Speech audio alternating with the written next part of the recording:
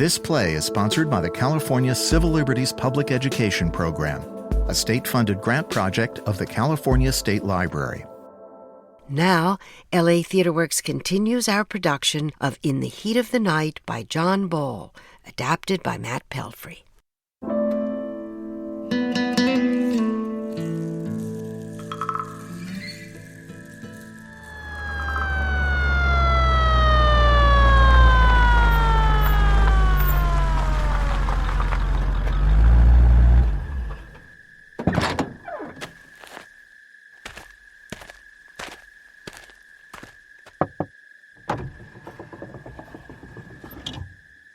What are you doing this hour, Mr. Kaufman? On my way to Birmingham. This the time you usually start trips? That any business of yours? Everything's my business when there's a murderer loose. Oh, you don't have to remind me.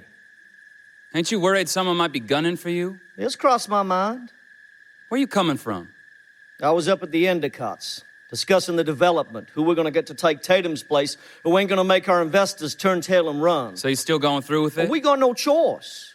Unless we want to lose our shirts on the money we already put into this thing. If we don't stay on track, we'll all end up dead. Oh, that is a bad choice of words.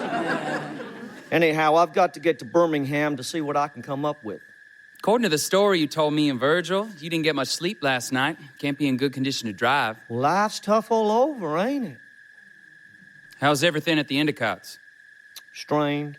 Melanie holding up okay? You don't have to worry yourself about Melanie now. Maybe I'll swing by and check on her myself. How can you put up with this shit? What's that? Following a black boy around like he's your boss. He ain't my boss. Oh, sure seems that way. Well, he ain't, and don't make me tell you again. Now, you're going to have to check with the black boy first, or you're going to let me keep on driving. Get out of here. Get off the road as soon as you can. Don't want you ending up in the morgue alongside your boss.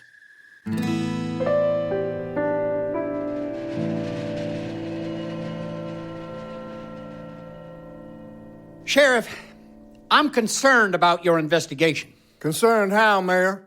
You got Tibbs running around town asking questions of white people like he thinks he's somebody.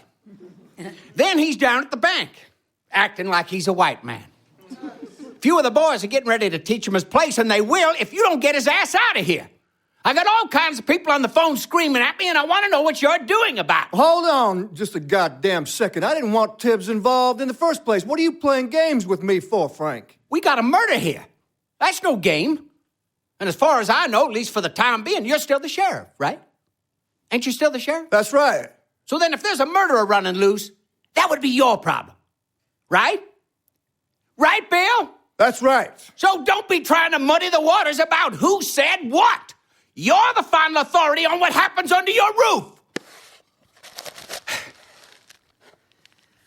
I got a call from Newsweek. Wanted a full rundown on our use of Tibbs. If they run it, that means national publicity, whether we want it or not. And I, for one, don't want it. I'm not trying to put turpentine on your tail, but you gonna get us out of this anytime soon? There's a routine for this sort of thing. A routine that gets results, and we're following it. Now, I got Virgil under control.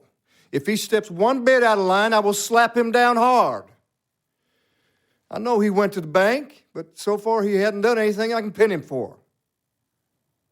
Lots of people read Newsweek. I do. I don't want this situation blowing up on us. We got to ride this out. Last thing we want is a lot of hassles, especially with an election on the horizon. I want this man gone before the boys get impatient and rough him up. Black boy swinging from a tree? We got the FBI down here. Are we seeing things eye to eye? More or less. Go catch us that murderer.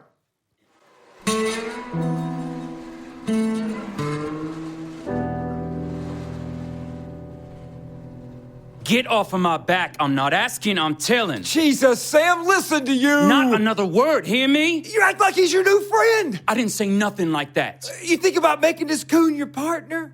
You getting lonely patrolling all night. God damn it, Pete. You want me to take you out back? Because I sure as hell will. Okay, fine.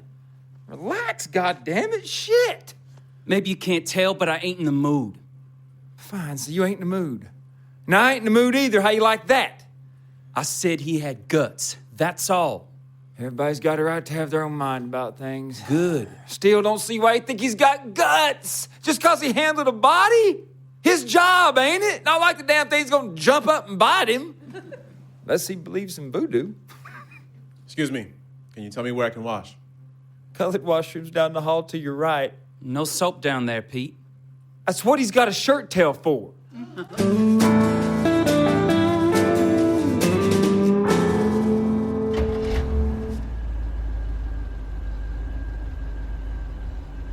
As closely as you can, do exactly as you did the night Tatum was killed. Try to follow the same route and at the same speed. Can you do that? I won't miss the time by 5 minutes. Perfect.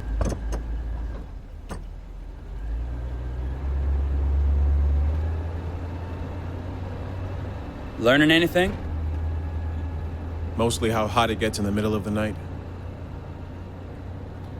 You go through the FBI school? No chance to. I want to ask you something. Go ahead. Maybe this ain't any of my business, but I hear you told Gillespie something that shook him real bad. And? Sure would like to know what it was. Tatum wasn't killed where you found him. No shit. His body was dumped there. Well, how the hell you know this? When I examined the body. How's that? The palms of his hands. Whoa, suppose you take it from the top. Let's go back to the moment Tatum was hit on the head. We know now it was a fatal blow, but it isn't clear whether the man died instantly or was still conscious for at least a few seconds after he was struck. Now, if he died instantly, what would happen? He'd fall down. But how? Like a sack of potatoes. Unconscious or dead, his knees would unlock, shoulders would sag, his head would fall forward, he'd be more or less in a heap. But Tatum's body wasn't found like that. His hands were over his head. That's right. Wait. Suppose he was conscious for a few seconds after he was hit. Keep going. He'd throw out his arms and try to save himself. You're sounding like a homicide detective. And that's how I found him. Yep. So he was conscious after he was hit. No. Suppose Tatum was hit where you found him.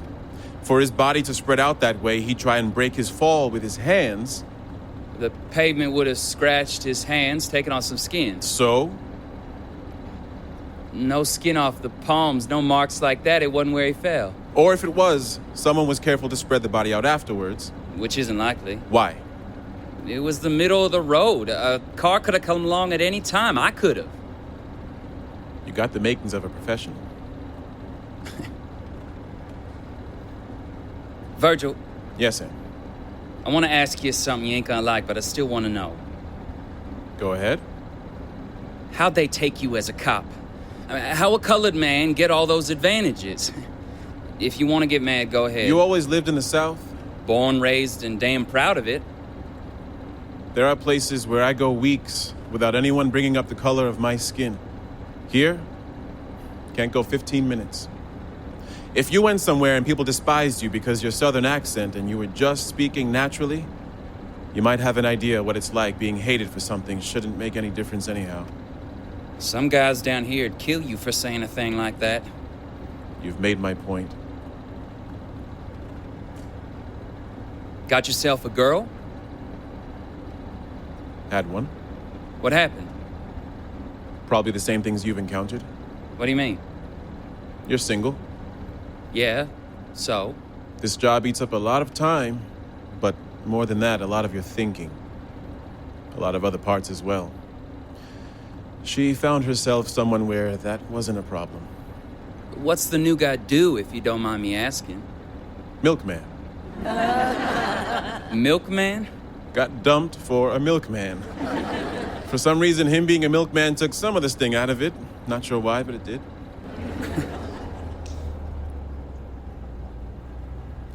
How on time are you? To the minute. You've been a help, more than you may realize. No problem, Virgil. My job. Now, I want to ask one more thing. Why did you change your route when we were across the tracks a little while ago? What are you talking about? You said you'd take me the exact same route. And I did. No, you didn't. And I'm telling you, I did. You're lying, Sam. You watch yourself, Virgil. I like you, but don't you dare talk to me like that. Then tell me the truth. I told you all I'm gonna tell you. Why are you lying? Get the fuck out of my car. Sam. Don't make me throw you out.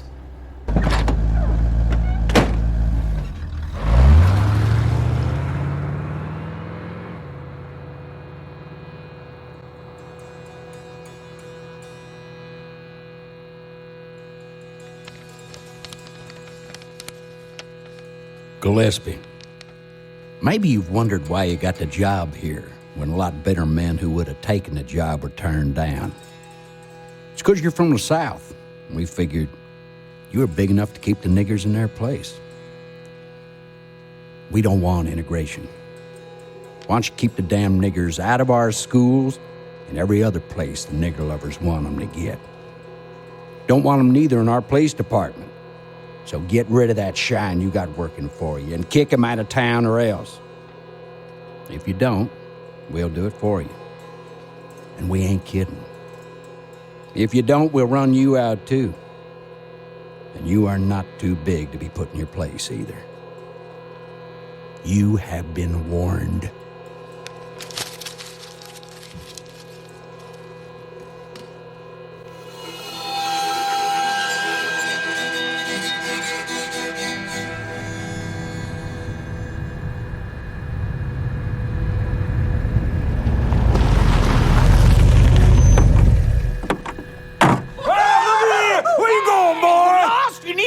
Nigger counters that way. You going the wrong direction, boy. Go!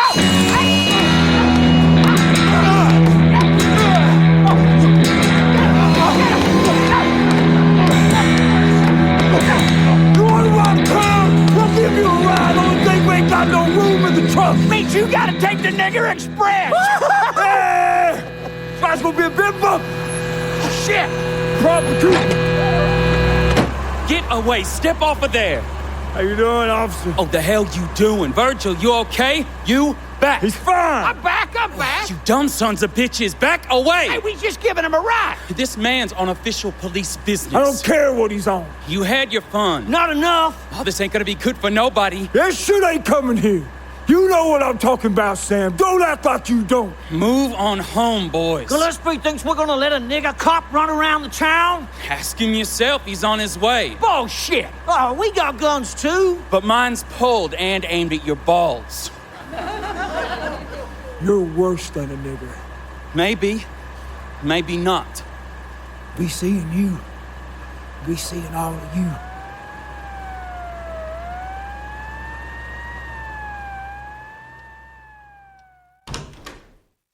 Everything okay? Cuts and bruises. How you doing out there alone? Sam and I got into a disagreement. Well, Sam's a pretty agreeable sort. I'm surprised. He misled me on something, and when I commented on it, he dropped me off without ceremony. Misled you how? Asked him to retrace the exact route he followed on the murder night, but at one point he made a slight deviation.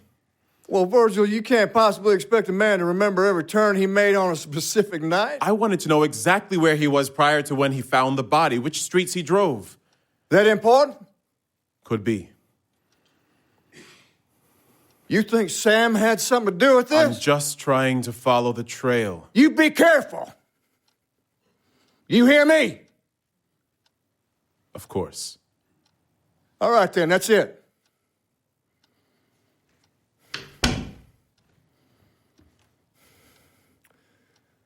Fuck. No. Sam, shit.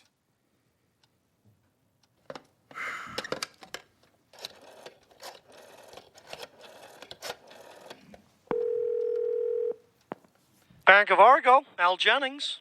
Jennings, Gillespie here. I have a question in strict confidence to ask you about one of my men. You know Sam Wood. Very well. In the past 2 months, have been any unusual activity in his account?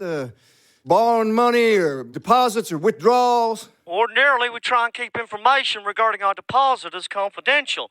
In any event, we don't like to give it out over the telephone. I'm sure you can appreciate why. Well, that's all fine, but you didn't answer my question. Let me be clear, Mr. Gillespie. Is this an official request for information? You can consider it that? Then, of course, we'll cooperate. If you come by my office, I'll allow you to look at the records. Can't you bring it over here? If you get a court order, otherwise it'd be much better if you come here. We don't like to make copies of our records, and we avoid letting them out whenever possible. Fine. I'll be there. Have them ready. Virgil says you want his report on Tatum's body? What you sitting on it for? Didn't think you wanted it. Yes, I goddamn want it! What? It's Frank. You getting anywhere with this problem of ours? I'm getting somewhere, and when I have something, I'll call you. My phone's burning with people pissed to high heaven. When's this going to be put to bed? Let me run the investigation. Well, speed it up, goddammit. We need this black boy out of here. Well, I'm not so sure about that. About what? Tibbs. I'll be honest with you, Frank, he's starting to grow on me. Hell, I might even offer him a job here. Best think about how you're talking to me. Oh, I thought about it all right. Now fuck off and let me do my job.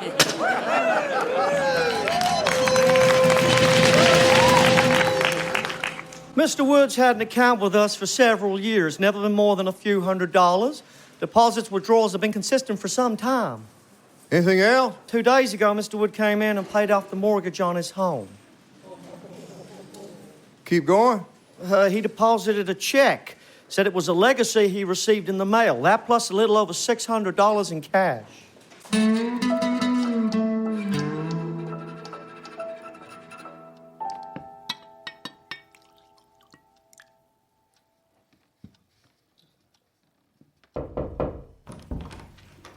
What is it? I'm not in the mood for bullshit. I have something you want to see. Piece of metal pipe, so what? It's the murder weapon. How'd you find it? Went to the project site. It's plumbing pipe from the building they're going to tear down. Something wrong? You want a drink? I'm okay. Have a drink with me, Virgil. Fine.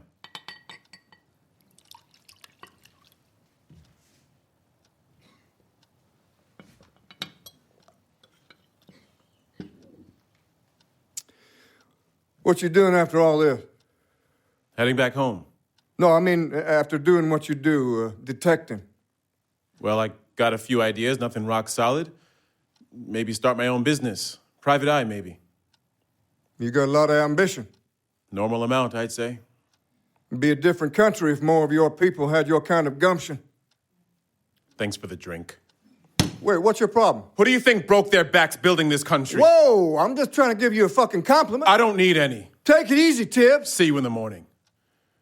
I told you we knew our business down here, didn't I? So what if you did? I personally arrested Tatum's murderer an hour ago. Got a confession? No, I didn't. But he did it.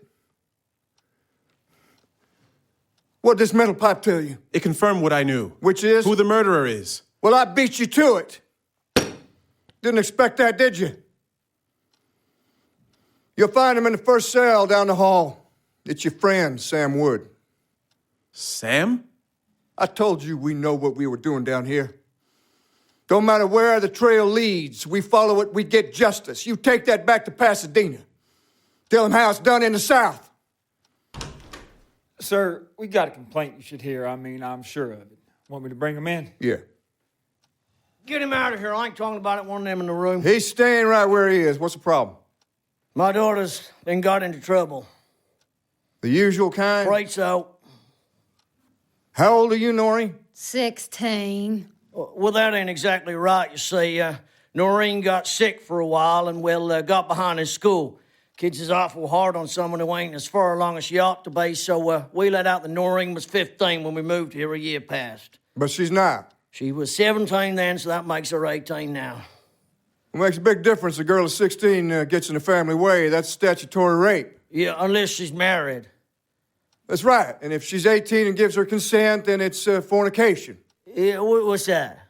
Well, it's the business. It's just not serious. What if some guy takes an innocent girl like my Noreen and smooth talks her into doing something she hadn't ought to? Ain't that rape? That's seduction. What's the goddamn difference? Oh, I suppose you two just sit down and tell me exactly what happened. Well, my Noreen, she's a real good girl. Never done nothing wrong, except what kids always do. Then without me knowing nothing about it, she meets this sure guy, twice as old as she is. Well, he ain't married, you see, so he starts sniffing around her like a horny mutt. You should have stopped him. Mister, I work nights. I ain't got time to be sat at home taking care of kids, seeing what they're doing every minute. Besides, Noreen never told me nothing about it till afterwards. I couldn't see nothing wrong in it. When did it happen? Real late one night, Mrs. was asleep like she ought to be. Well, that's when Noreen got up to see this guy, and, that's when he had her. Well, tell me about it. Exactly what happened. Well, like Pa said, he was real nice to me. We talked and we sat real close together. And then... Well, Noreen, did this man force himself on you so you had to struggle, or did it just turn out that he went farther than he should? I didn't rightly understand everything at the time. Well, all right, Noreen, when this man did you wrong, of course, and we'll arrest him for it. We'll charge him with seduction, and that's plenty. Now, tell me about him. Oh, you know him right enough. It's that night cop you got out supposed to be protecting the women all the time. It's that goddamn Sam Wood. Well, wait just a second now. It's your own man that did this, Chief. It's your own goddamn man. You sure about that? Oh, he's always been sweet on me. Can you blame him? Noreen! Jesus Christ. Where's Virgil? What's he doing? Get his ass back in here. He just stormed out. Took Sam's patrol car, said something about being the biggest fool in the country, and beat it out of here like he found a cure for being black.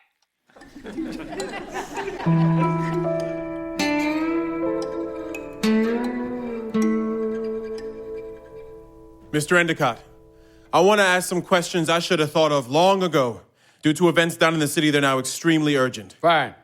On the night Mr. Tatum was killed, he was up here earlier in the evening? That's right. Who was the first person to leave the house? Mr. Kaufman. What time did he leave? Can't be too exact. Don't believe anybody was paying close attention. Around 10 or so. Exactly who was here? Tatum, his daughter Melanie, my wife, myself, and Mr. Kaufman. Can you estimate the time Tatum left? 11:30. How did he get to the city? I drove him. Alone? That's right. Soon as we left, the ladies retired. What time did you get back here? Can't give exact time. You can try. We were absorbed in other matters. Where'd you drop him? At his hotel. Why didn't he stay here? We offered, but he declined. Why? We have a guest room. His daughter was there. He chose to stay at the hotel, despite the fact that it's decidedly From the time you left second-rate. together, did you meet anyone or see anyone until you returned? Mr. Tibbs, I'm not sure I like the tone of that question. Are you asking me to prove an alibi? Are you suggesting I killed a very close friend and business I am partner? after information, pure and simple. I suggest you watch yourself! Did you think championing my presence here would change how this investigation was conducted? Certainly not! Are you making progress, Detective? Hard to say. An indication of when an arrest will be made. There's been one. Oh, my God. Jesus! Why didn't you say so? Because they have the wrong man. Who? Officer Wood. The one so nice to me the day my... That's right. He's accused of killing my father. Of that and more. Now, my question, Mr. Endicott. Mr. Tibbs, from the time we left here, I saw no one, and I don't believe Mr. Tatum did either. That is, up until the time I left him at the door of his hotel. Then I wished him good night and came back here. There is no one to my knowledge who can prove what I say, but that's what happened. I'm going to ask a few more questions, and I want you to be particularly careful with the answers. Very well. You told me Mr. Tatum often carried large sums of money. Do you know if he was doing so the last time you saw him? Sometimes he'd have several $100s on his person, but nothing beyond that. I don't consider that a large sum, but I suppose others. Was he impulsive? Yes. He'd make up his mind in the spur of a minute, and he was usually right when he did.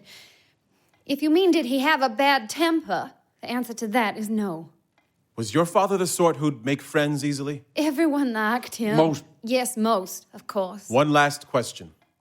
Would your father have liked me? What kind of damn question I'd like is to that? know. I'm sure of it. I've never known anyone so free of prejudice. Thank you. Whether you may realize it or not, you've been a great help. In a little while, I believe you'll know why.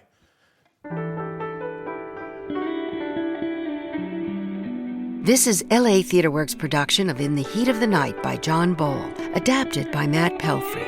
Our story continues next time on LA TheatreWorks.